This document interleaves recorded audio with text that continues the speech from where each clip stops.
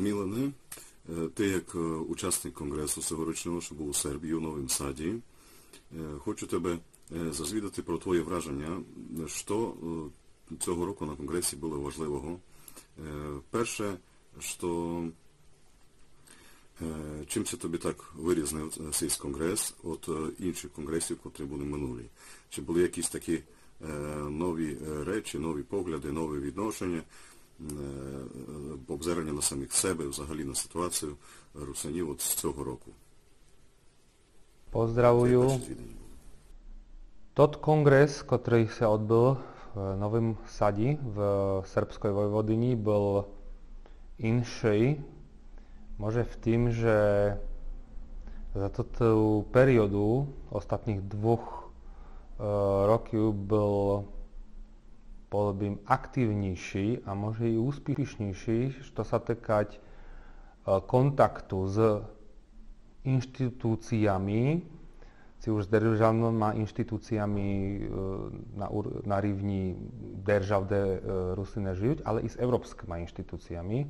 Dokonce komunikácia s európskymi inštitúciami bola jednou z hlavných tém toho kongresu a čo je vážne, kongres odsúhlasil, že bude sa prodlžovať tá komunikácia s európskymi inštitúciami, samo sobou ohľadní ľudských práv, ohľadní menšinových práv i tak samo ohľadní postavenia Rusinív na Ukrajini, pretože, jak známe, Svitový kongres absolútno podporuje Ukrajinu v situácii, v jaký je, a podporuje i integračnú snahu Ukrajiny vstúpiť do štruktúr západnej Európy. A na to treba spomínať jakýs varunk a toto je vec, ku ktorej my známe byť napomocní. I v oblasti ľudských práv a v tým čísli je i vopros postavenia Rusinív na Ukrajine.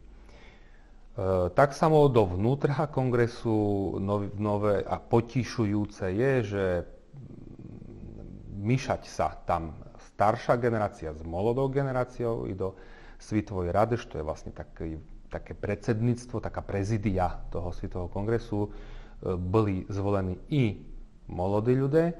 No a čo ešte také tam bolo, ja jak heraldik bardzo tešiť, že bol schválený ďalší symbol Rusinív, veľký erb.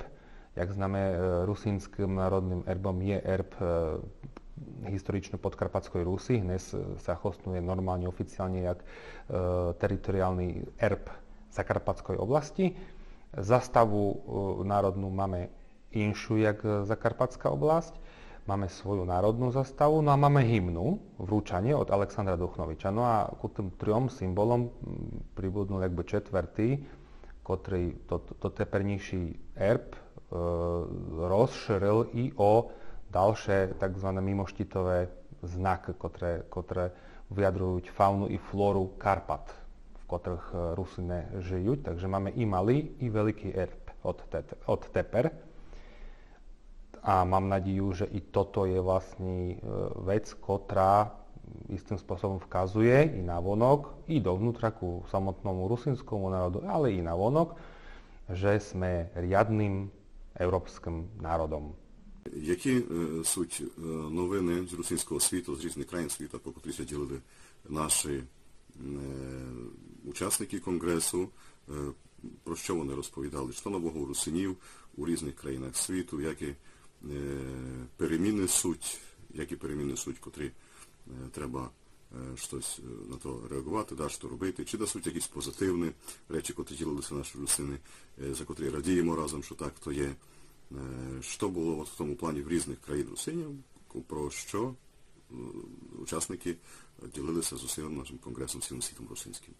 V rámkach kongresu vystúpili jednotlivé delegácie, ktoré prezentovali svoje aktivnosti za ostatní 2 roky, plus prezentovali svoje plány na ďalší 2-ročný period.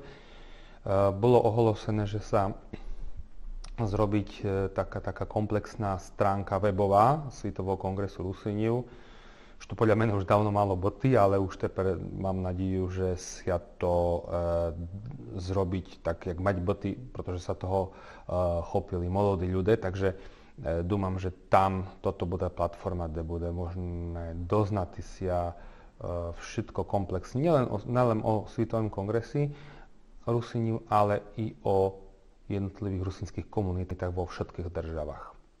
Powiedz, будь ласка, меморандум сам, котрий був підписаний, знаємо, що не оприлюднений, чекаємо, що буде от тепер оприлюднений скоро.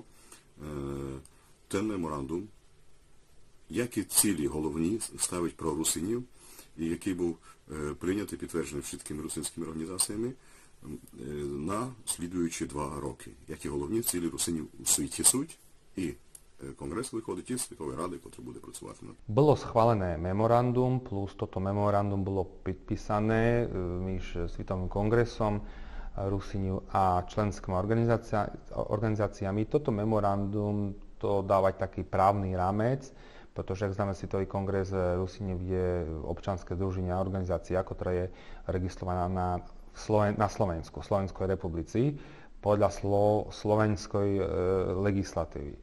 Ale my chceme, aby reálne zastupuje všetkých Rusíniu na celým svete, faktično. Takže toto je taká, bym povedal, formálna úslovy, ako to bolo treba zrobiť, keď kongres, alebo predseda kongresu, alebo reprezentácia kongresu chce bisidovať v mene všetkých Rusíniu, že by to bolo aj takým spôsobom právne dotiahnuté. Samozrejme, že ono tak reálne fungovalo od celú históriu kongresu, chodiať na to kongres delegácií z celého sveta, to ono reálne je, ale toto je taká formálno-právna ríč, ktorú bolo treba dotiahnutý.